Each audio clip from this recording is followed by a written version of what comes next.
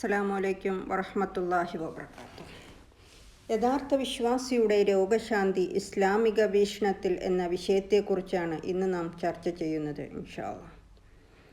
നമ്മുടെ ലോകം എവിടേക്കാണ് പോകുന്നത് എന്ന് ഒരിക്കലെങ്കിലും നമുക്ക് മനസ്സിൽ ചോദിക്കേണ്ടി വന്നിട്ടുണ്ടാവാം.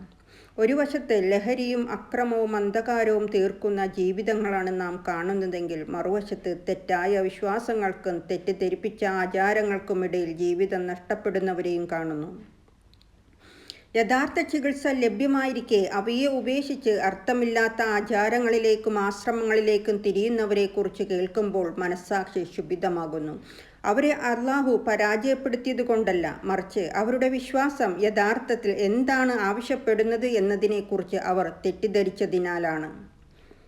നാം നമ്മുടെ തലമുറയെ തെറ്റായി രൂപപ്പെടുത്തുകയല്ലേ ചെയ്യുന്നത്? ഖുർആനും സുന്നത്തും നമ്മെ പഠിപ്പിക്കുന്നതിൻ്റെ അടിസ്ഥാന സത്ത നമ്മൾ വളച്ചൊടിക്കുകയാണോ? സൂറത്ത് ഇബ്രാഹിമിലെ 11-ാം വചനത്തിൽ അല്ലാഹു പറയുന്നു, വിശ്വാസികൾ അല്ലാഹുവിൽ ഭരമേൽപ്പിക്കണമെന്ന്. പ്രവാചകൻ സല്ലല്ലാഹു അലൈഹി വസല്ലമ തവക്കുലിൻ്റെ അർത്ഥം വ്യക്തമാക്കുകയും ചെയ്തു. നിങ്ങൾ നിങ്ങളുടെ ഒട്ടകത്തെ കെട്ടിയിട്ടതിന് ശേഷമാണ് നിങ്ങൾ തവക്കുൽ നടത്തേണ്ടത് എന്ന് തിർമിദി ഉദ്ധരിച്ച ഹദീസിൽ നമുക്കിത് കാണാൻ സാധിക്കും. ഇത് നിർദ്ദേശമല്ല, പ്രവർത്തിക്കാനുള്ള ഒരു കൽപ്പനയാണ്. അതായത് രോഗം വന്നാൽ ചികിത്സ തേടുക, അതാണ് വിശ്വാസം. ചികിത്സയെ ഉപേക്ഷിക്കുകയും അത്ഭുതങ്ങൾക്കായി കാത്തിരിക്കുകയും ചെയ്യുക വിശ്വാസമല്ല, മണ്ടത്തരമാണ്.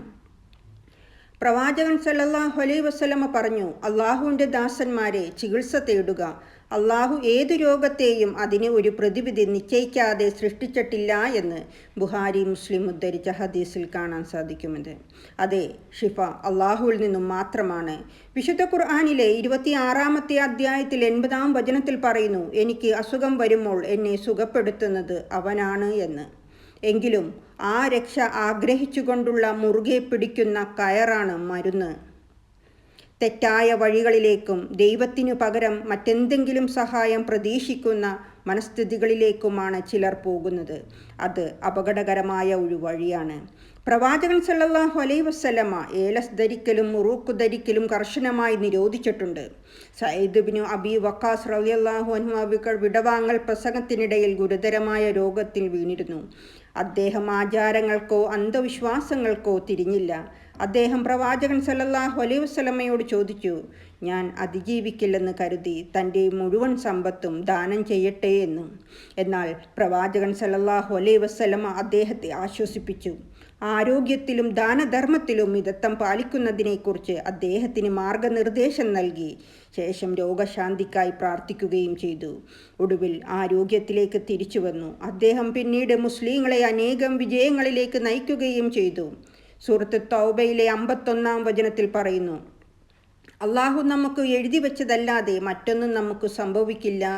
അവൻ നമ്മുടെ സംരക്ഷകനാണ്. അതിനാൽ വിശ്വാസികൾ അള്ളാഹുവിൽ ഭരമേൽപ്പിക്കട്ടെ എന്ന്. വിശ്വാസം എന്നാൽ ഒന്നും ചെയ്യാതെ കാത്തിരിക്കുക എന്നല്ല അർത്ഥമാക്കുന്നത്. അത് ശരിയായ വഴിയിലേക്കുള്ള ഒരു ചുവടുവെപ്പാണ്. ചികിത്സ തേടുക, ദുആ ചെയ്യുക, അള്ളാഹുവിൽ പ്രതീക്ഷ വെക്കുക. ഫലത്തിനുള്ള യഥാർത്ഥ അധികാരമുള്ളത് അവനാണ്. വിശ്വാസം ഭയം കൊണ്ടോ അന്ധമായ പാരമ്പര്യങ്ങൾ കൊണ്ടോ നശിപ്പിക്കരുത്. വിശക്കുമ്പോൾ ഭക്ഷണം കഴിക്കുന്നത് പോലെ, ദാഹിക്കുമ്പോൾ വെള്ളം കുടിക്കുന്നത് പോലെ രോഗം വന്നാൽ ചികിത്സ തേടുക. മരുന്നൊരു മാർഗമാണ്, ഷിഫ അള്ളാഹുവിൽ നിന്നാണ്. രോഗമുണ്ടെങ്കിൽ മരുന്ന് കഴിക്കുക, ദുആ ചെയ്യുക. എനിക്ക് രോഗം വരുമ്പോൾ എന്നെ സുഖപ്പെടുത്തുന്നത് അവനാണ് എന്ന ഖുർആൻ വാക്യം നമ്മുടെ മനസ്സിലും ഹൃദയത്തിലും തീരുമാനങ്ങളെയും നയിക്കട്ടെ. അള്ളാഹു അനുഗ്രഹിക്കട്ടെ. അസ്സലാമു അലൈക്കും വറഹ്മത്തുള്ളാഹി വബറകാതുഹു.